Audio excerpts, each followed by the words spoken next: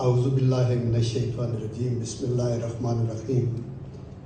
In the name of Allah Almighty, the most beneficent and merciful. Honorable Rabbil Marsh, the Secretary General of Universal Peace Federation, Madam Margaret, parliamentarians, media people, business community, ladies and gentlemen, it indeed is a great honor and a privilege for me that I've been invited here today to share my very brief views on the Peace Day.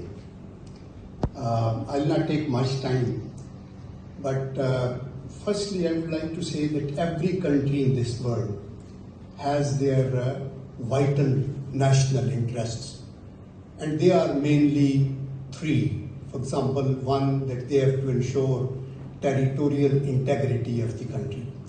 Number two, they have to protect political independence and sovereignty of their state.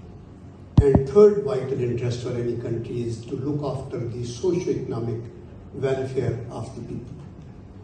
Now, every country has the right to pursue these goals.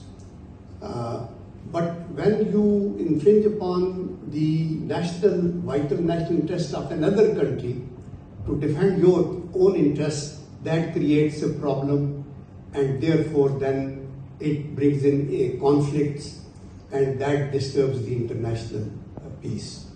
So that's the first thing I used to do. Secondly, I just wanted to say that global peace is not possible without international and global justice. If you don't have justice anywhere, you will not have peace. Whether it's a country, it's a region, it's at the international level. So first of all, we have to identify that there has to be global peace to ensure that global justice to ensure global peace. After having said that, I would say that unfortunately, in the last so many years, we have been drifting from the actual path of peace.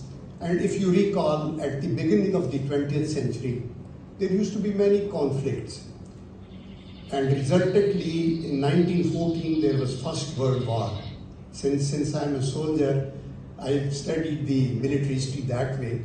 And it is really shocking to know that there were about 60 million people who lost their lives or became handicapped or disabled, and many people were really uprooted, and it was a disaster. So therefore, it was felt that to ensure global peace, we need to have some sort of arrangement at the international level. So League of Nations was made.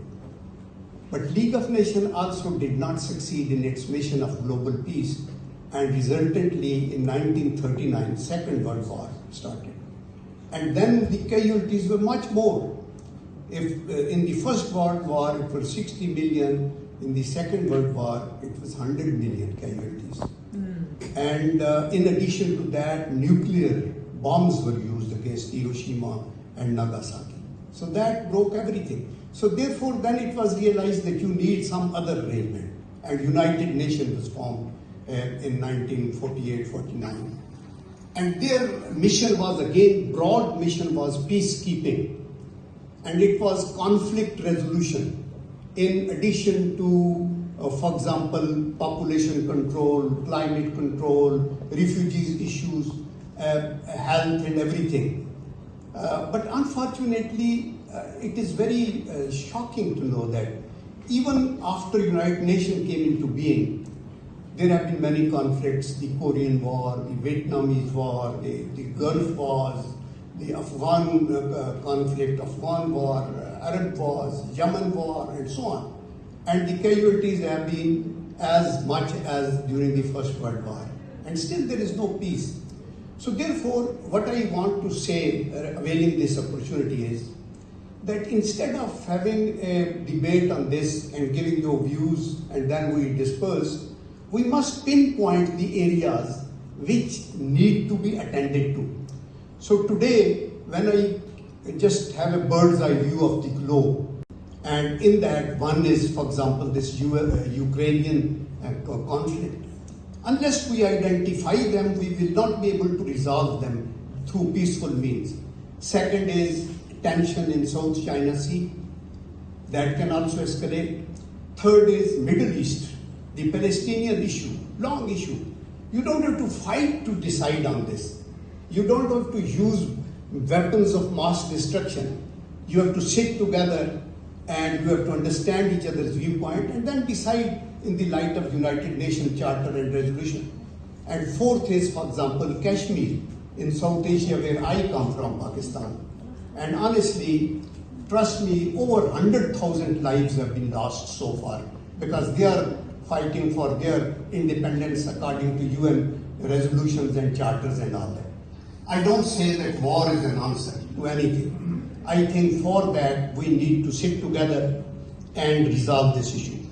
The short-term strategy to attain influence is that you have a regime change, you extend your influence to another country, you exploit any fault line in any other country. That will create problems. That is a short-term strategy. You may gain, but that will not be, that peace will not be lasting. For a lasting peace, what you need to do is peaceful coexistence.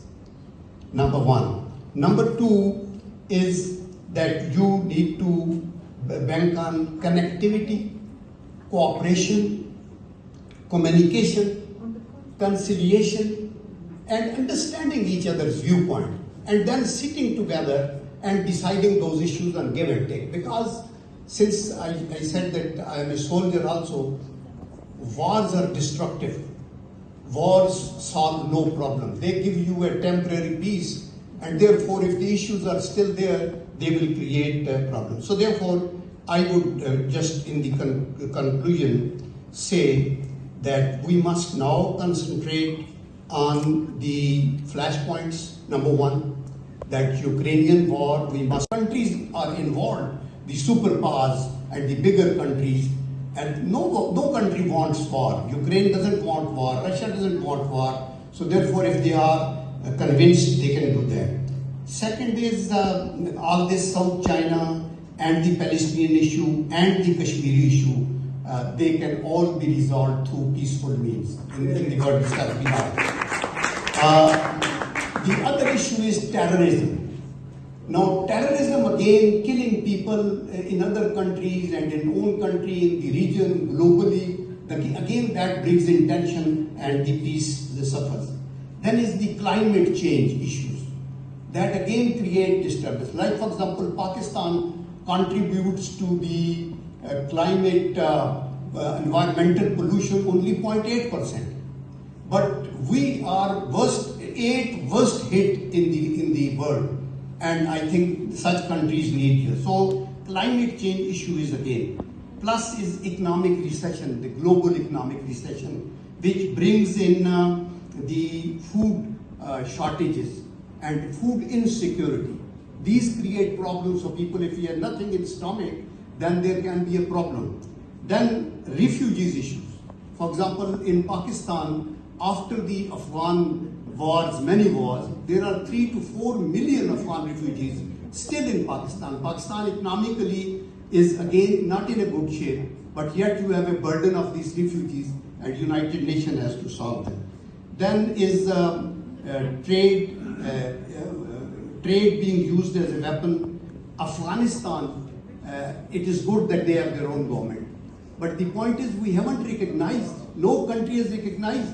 Unless you get close to them, you open your embassies in Afghanistan, you listen to their problems, you bring them into the mainstream, there will be problems. And that is why from their side, there have been now attacks, terrorist attacks in Pakistan. And in last few months, we have lost over 100 army soldiers and even second line forces. So therefore, we feel that even Afghanistan needs to be brought in the mainstream. And lastly, I would say that Islamophobia should be finished. Okay, so now, thank you very much for all these.